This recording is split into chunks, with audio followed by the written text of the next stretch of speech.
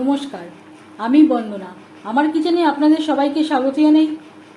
আবারও এসে হাজির হয়েছি আলুর পরোটার একটি রেসিপি নিয়ে।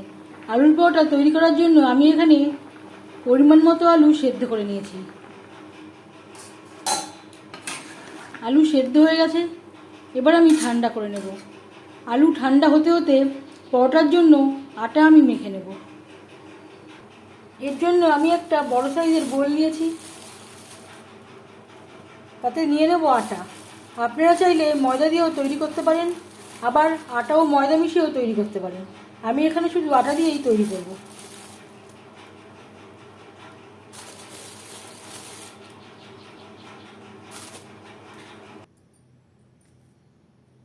আর দিয়ে দেব স্বাদ মতো লবণ, সামান্য পরিমাণে রিফাইন্ড অয়েল।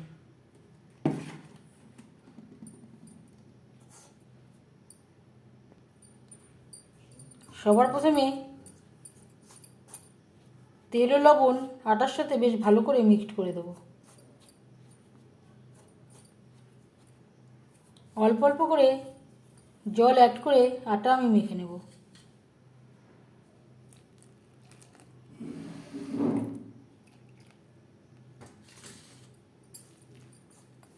আটা মাখাটা খুব বেশি নরমও হবে না, আবার খুব বেশি শক্ত হবে না।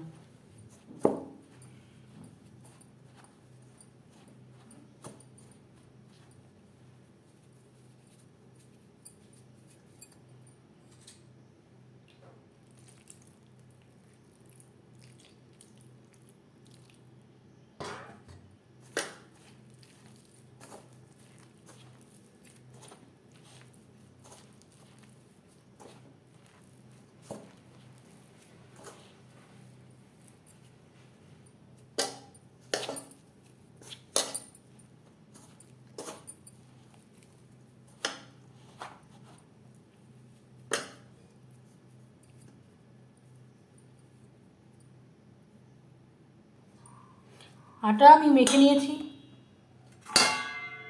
ঢেকে 15-20 মিনিটের জন্য রেস্টে রেখে দেব। গরম অবস্থায় আলু আমি ম্যাশ করে নিয়েছি, এবার আলু মেখে নেব। দিয়ে দেব লবণ,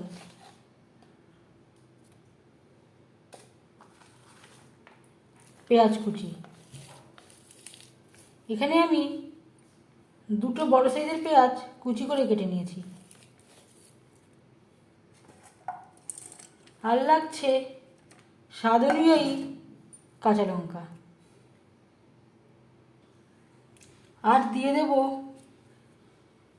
2 চামচ ভাজা মশলা। এখানে রয়েছে ধনে, জিরে, গোলমরিচ, তেজপাতা, শুকনো লঙ্কা, যেটা আমি শুকনো খোলায় ভেজে গুঁড়ো করে রেখেছিলাম।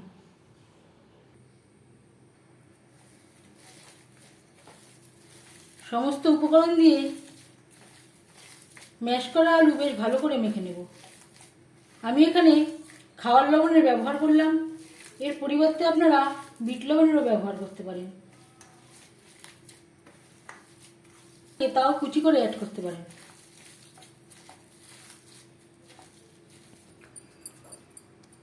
আমি একটা বড় সাইজের লেচি কেটে নিয়েছি, এইভাবে বাটির আকারে শেপ দিয়ে নেব।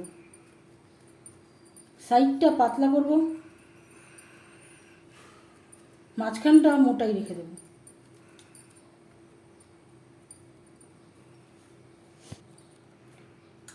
এই ঠিক সেন্টারে দিয়ে দেব আলুর পুর।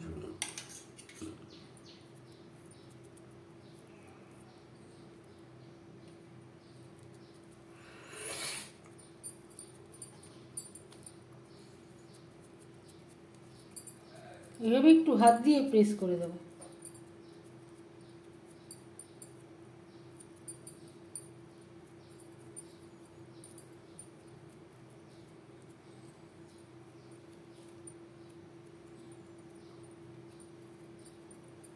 মুখটা সিল করে দেব।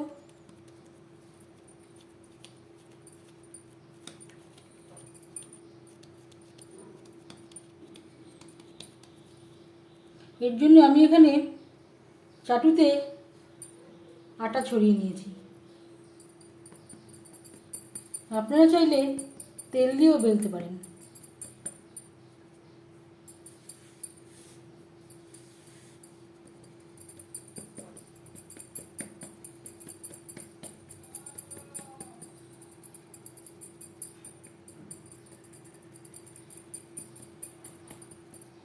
হাত দিয়ে একটু প্রেস করে নিলাম। সাবধানে হালকা হাতে বেলতে হবে।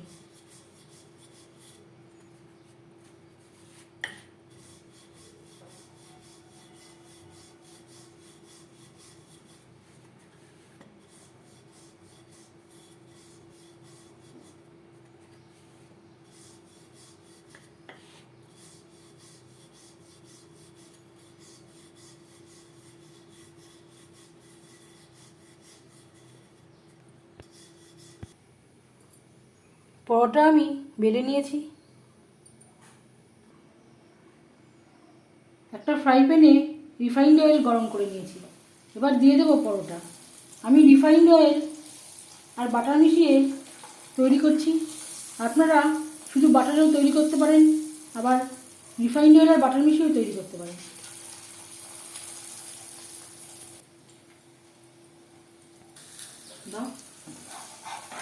একটা সাইড ভাজা হয়ে গেলে সাবধানে উল্টে দেবো।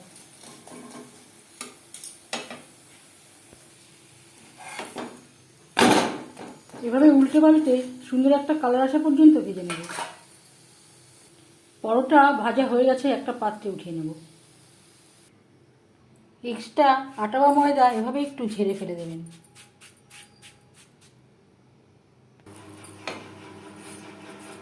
পরের পরোটা একইভাবে ভেজে নেব।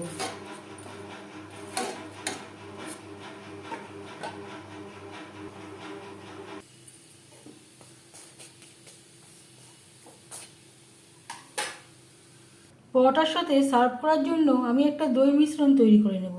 এখানে নিয়েছি দই, টক দই, দিয়ে দেব স্বাদ মতো লবণ। এর পরিবর্তে আপনারা বিট লবণেরও ব্যবহার করতে পারেন। সামান্য পরিমাণে ভাজা মশলা, যেই ভাজা মশলা আমি আলুর পরোটায় দিয়েছিলাম। খুবই সামান্য পরিমাণে সুগার পাউডার। এর পরিবর্তে আপনারা দানাচিনিরও ব্যবহার করতে পারেন। দানাচিনি ব্যবহার করলে অনেক সময় মেল্ট হতে একটু সময় লাগে।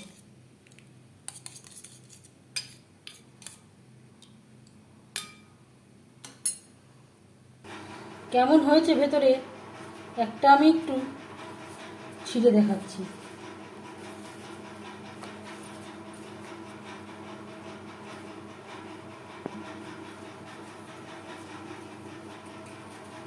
ভেতরে পুরোটাই ছড়িয়ে গেছে।